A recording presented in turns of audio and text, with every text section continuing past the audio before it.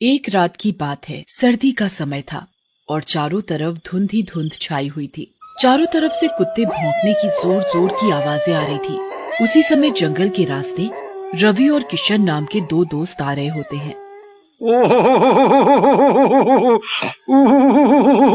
कितनी ठंड है किशन, आज तो हाथ जमे जा रहे हैं। बाप रे, इतनी ठंड तो कई सालों बाद पड़ी है। सही बात बोल रहे हो रवि भाई, मेरा तो शरीर अकड़ा जा रहा है और ऊपर से धुंध भी तो देखो। ऐसा लगता है जैसे कोई भयानक फिल्म देख रहे हो, भूतों वाली।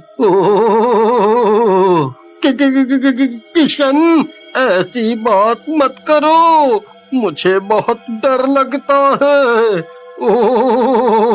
वो दोनों ऐसे बात करते हुए जा रहे होते हैं कि तभी एकदम से एक धुंध का गुबार आता है और किशन उसमें गायब हो जाता है। लेकिन रवि को पता नहीं चलता और वो बात करता हुआ आगे चलता जाता है।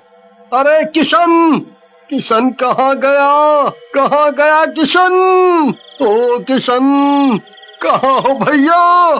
तुम कहीं दिखाई नहीं दे रहे, कहाँ गायब हो गए किशन? लेकिन उसे किशन की कोई आवाज सुनाई नहीं देती।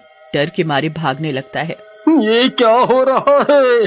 कहाँ चला गया किशन? तभी वहाँ धुंध के बादल में एक चुड़ैल आ जाती है और उसके हाथों में किशन की कटी हुई गर्दन होती है और चुड़ैल जोर जोर से हंस रही होती है।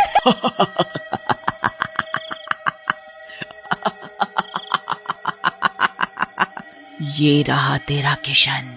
ऐसा कहकर चुड़ैल ऊपर से किशन की गर्दन रवि के ऊपर फेंक देती है और गायब हो जाती है। किशन की कटी गर्दन देखकर रवि भी बेहोश हो जाता है। अगले दिन सुबह रवि को होश आता है। उसे चारों तरफ से लोगों ने घेर रखा होता है। अरे रवि भैया, ये रात में यहाँ कहाँ पड़े थे? लगत है गर्मी बढ़ गई है आपकी। फिर रवि गांव वालों को आप बीती सुनाता है। क्या रवि भैया, आप ही ना? लगता है आप काफी थक गए थे। यहाँ कहाँ चुड़ैल आ गई, वो भी अपने गांव में। रोज का आना जाना है अपना इस रास्ते से, आपको वहम हुआ होगा। हाँ। फिर इस तरह गांव वाले रवि की बात पर विश्वास नहीं करते और वहाँ से चले जाते हैं। कुछ दिनों बाद दीनू भी उसी रास्ते से जा रहा होता है। तभी वहाँ वैसे ही धुएं का गुबार उठता है और धुएं के अंदर से चुड़ैल निकलती है, जिसे देखकर दीनू डर जाता है और भागने लगता है। अरे मर गया रे, ये तो चुड़ैल है। ये बात तो सच्ची निकली, ये तो चुड़ैल है, धुंध वाली चुड़ैल। अरे भागो रे भागो भागो। लेकिन दीनू थोड़ी दूर निकलता है कि चुड़ैल उसे पकड़ लेती है। आओ मेरे नाश्ते, आओ, बहुत दिनों से भूखी हूँ मैं। ऐसा कहकर चुड़ैल दीनू को खा जाती है और गायब हो जाती है। अगले कुछ दिनों तक ऐसा ही चलता रहता है। वो चुड़ैल अक्सर रात में किसी न किसी को मार डालती। धीरे धीरे गांव में लोगों की कमी होने लग जाती है, जिसकी वजह से गांव वाले घबरा जाते हैं। अरे भैया, ये गांव वालों को किसी की नजर लग गई है। आए दिन कोई न कोई मरे जा रहा है। इस तरह तो कुछ दिन में पूरा गांव ही खाली हो जाएगा। हाँ। तभी सरपंच जी भी वहाँ पर आ जाते हैं और बोलते हैं, हो न हो भाइयों, हमको तो यह कोई चुड़ैल या भूत का मामला लगता है, क्योंकि गांव वालों को इस तरह से मारे जा रही है। हाँ सरपंच जी, आप सही कह रहे हैं। मैंने तो पहले ही बोला था कि ये चुड़ैल का मामला है, और मैंने तो अपनी आंखों से चुड़ैल को देखा था, लेकिन आप लोगों ने मेरी बात पर विश्वास नहीं किया। फिर गांव वाले मिलकर फैसला लेते हैं कि रात में कोई भी ना तो बाहर जाएगा और ना ही कोई आएगा। उधर चुड़ैल को कई दिनों तक कोई शिकार नहीं मिलता और परेशान होकर वो गांव के अंदर पहुंच जाती है। उसके चारों तरफ धुंध के बादल होते हैं। गांव वालों, कब तक बचोगे मुझसे? मैं धुंध की चुड़ैल हूँ। जिस दिन मेरे शिकंजे में आए, बस उसी दिन मेरा खाना बनोगे। देखती हूँ कब तक बचते हो तुम लोग। ऐसा कहकर चुड़ैल धुएं में गायब हो जाती है। अगले दिन गांव वाले एक जगह इकट्ठे होते हैं और रात की घटना पर बात करते हैं।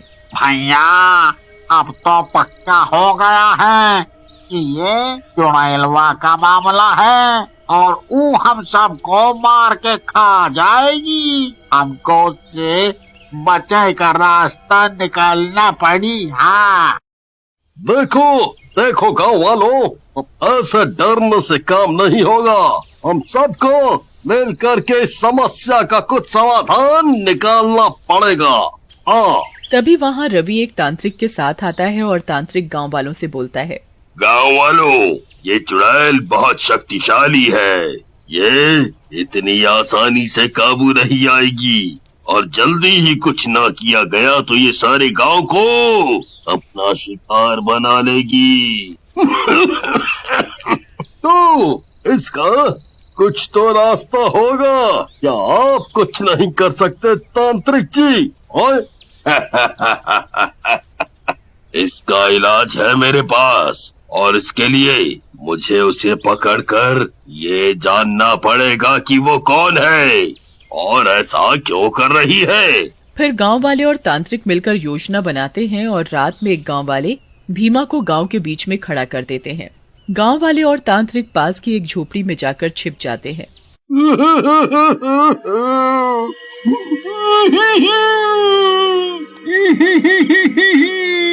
ये मैं कहाँ फंस गया रे? इन मनहूस गांव वालों के चक्कर में मुझे बकरा बना करके पेश कर रहे हैं चुड़ैल के सामने।